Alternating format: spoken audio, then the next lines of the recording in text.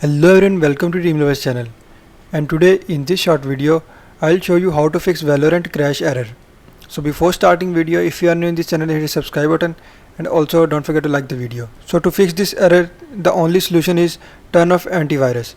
So turn off Windows Defender, and if you are using any third-party antivirus, then also turn off that antivirus. So after turning off antivirus, just open game and it will fix your issue.